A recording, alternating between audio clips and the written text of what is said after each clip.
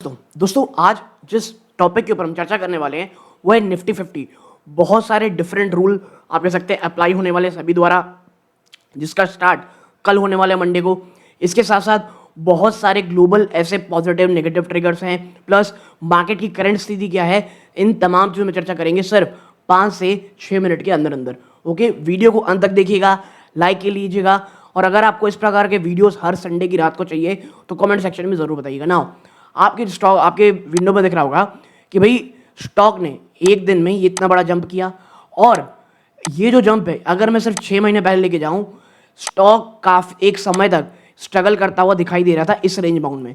फिर होती है एक तेजी और स्टॉक अब 24,000 बल्कि 24,300 के ऊपर ट्रेड कर रहा है, और यहां से समझ में नहीं आ रहा कि अब मार्केट किस ओर जाने की कोशिश करेगा। तो उसी को डिकोड करने की आइए कोशिश करते हैं। देखो करंट स्टेटस क्या है, आपको यहां देखने को मिल रहा होगा कि निफ्टी यहां पर है, विक्स 11.76 पे है, क्रूड ऑयल लगभग $88 पर बैरल पे है, RSI 54.7 पर है। यानी हर एक चीज आपको दिख रही होगी कि थोड़ा सा मिक्स सिग्नल दे रही है। विक्स की वॉलेटिलिटी अब कम होती दिखाई दे रही है, क्रूड अभी भी थोड़ा ऊपर है। और मैं बता दूं, इंडिया के लिए कहा जाता है अगर क्रूड ऑयल $90 प्रति बैरल से काफी ऊपर चला जाता है, इवन ऊपर जाता है, उसके बाद से अनकंफर्टेबल होना भारतीय जो रिफाइनर्स है शुरू हो जाते हैं। इसके साथ साथ RSI 54.7 में। देखो अब कल की ओर अगर हम आएंगे तो आपको पता चलेगा ये बहुत सारे नॉइसेस है, जैसे भाई क्रूड ऑयल में जंप, फिर मार्केट टर्मोइल चल ही रहा है, रिसेशन की बातें बहुत ज़्यादा चलती हैं, ग्लोबल अनसर्टेनिटी वॉर के कारण चली रही है, पॉलिसी शिफ्ट होने वाली है क्या यूएस की भी भारत की भी, इस चर्चा इस पूरे हफ्ते चलती रहेगी।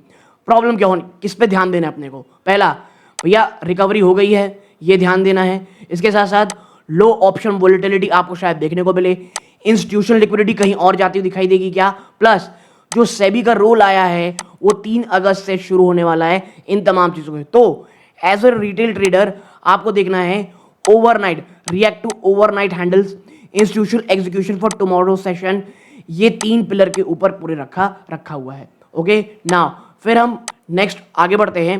देखो ग्लोबल इनपुट्स क्या कह रहे हैं। पहला जैसे मैंने देखा जो क्रूड ऑयल है यहाँ पर है, एक समय $100 के ऊपर था, वहाँ से काफ़ी हद तक नीचे आ चुका है, लेकिन भाई ये बात भी हकीकत है कि $70 के आसपास भी चला गया था, $72-75 के आसपास, तो वहाँ से भी ऊपर आ रहा है। तो offer critical short term margin stability for domestic FMCG paint और टायर्स, क्योंकि एटलीस्ट यहाँ पर चल रहा है $100 के ऊपर जाना सबके लिए बड़ा सरदर्द हो जाता है। फिर है जियोपॉलिटिकल फ्रिक्शन, मिडिल ईस्ट की टेंशन है, वो create a floor for energy but option pricing show limited panic. देखो तमाम चीज़ों के बावजूद भी पैनिक है जो ऑप्शन मार्केट में, वो बहुत ज़्यादा पैनिक मोड में नहीं है, ठीक है, और यही कारण है 11% का विक्स है। एक इंटरेस्टिंग चीज़ हमको देखने को मिल रही है वो है डीकपलिंग। यूएस टेक रैली जो भी किए, लगातार रैली दिखाए, इंडिया की जो IT कंपनी है वो बहुत तेज नहीं गया, वो उतना ज़्यादा रैली नहीं किया। हाँ इसमें एक चीज़ है, कई लोग कह सकते हैं कि भाई पिछले 3 से 4 दिनों में इंडियन IT कंपनीज काफ़ी शानदार रैली दिखाई, स्पेशली जो बड़े बड़े कंपनी थी TCS, HCL tech, large cap की बात कर रहा हूँ, वो एक काफ़ी अच्छी तेज दिखाई और एक काफ़ी बड़े रेजिस्टेंस जोन में चले गए थे वो, तो उसको तोड़ पाना मुझे थोड़ा टफ लगा था। तो ये मैं उतना ज़्यादा मुझे प्रॉब्लमेटिक नहीं लगता है, बट ये पॉइंट था तो आपके सामने ऐड करना पड़ा। आप देखते हो इंस्टीट्यूशन का टग ऑफ वॉर अभी भी चल रहा है। नेट बायर्स आप देखेंगे यहाँ पे FIIs जो हैं वो 3,623 करोड़ के नेट बायर रहे, जबकि DIIs कई समय के बाद 1,864 करोड़ के नेट सेलर रहे, ठीक है।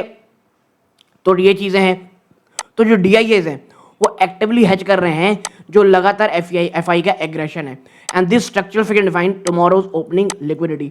कल क्या होगा, इसीलिए ये हमको कल देखना पड़ेगा। नाउ सबसे बड़ा शब्द अगस्त 3 का सेबी रोल आउट कर रहा है closing auction session for F&O stocks.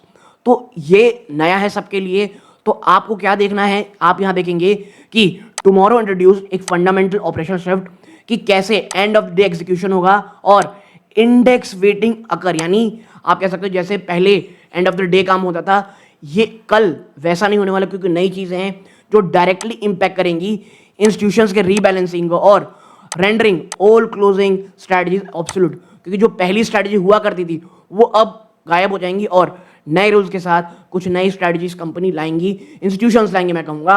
और वो कैसे लाएंगे, अभी कोई भी कैस करना मुझे लगता है गलत होगा, थोड़ा हमको समय देना पड़ेगा किस प्रकार की चीज़ें होंगी दोस्तों, ठीक है। तो ये एक चीज़ है, आप बस ये समझ सकते हैं कि एक sharp intraday volatility please expect करें 3:15 से 3:35 के, क्योंकि पैसिव इंडेक्स फंड वो फोर्स करेंगे एडजस्टमेंट टू मैच जो नए क्लोजिंग ऑक्शन मॉडल है दोस्तों, ठीक है। तो ये एक चीज़ है जो आपको देखनी है।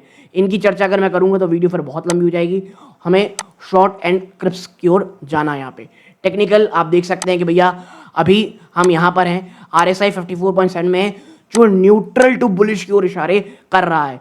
कल जो फ्लोर है 50 डे मूविंग एवरेज वो 23,900 फ्लोर है, 903 है, तो भैया ये एक बहुत बड़ा सपोर्ट जोन है। और ऊपर आप देखोगे तो 200 डे मूविंग एवरेज जब आप जाते हो वो है 24,778, तो ये एक बड़ा रेजिस्टेंस जोन है ना। निफ्टी ने 50 डीएमए को रिक्लेम किया स्टेबलिंग द 5 डे रिकवरी स्ट्रक्चर, लेकिन बहुत ज्यादा ओवर सप्लाई है 200 डे डीएमए में। तो ये चीजें हैं जो आपको ध्यान में रखनी है। कल का दिन बहुत वोलेटाइल हो सकता है। आपकी क्या राय है कमेंट बॉक्स में जरूर बताइएगा। यहाँ तक जुड़े रहे बहुत बहुत धन्यवाद। ये इस वीडियो का अंत है। जय हिंद दोस्तों।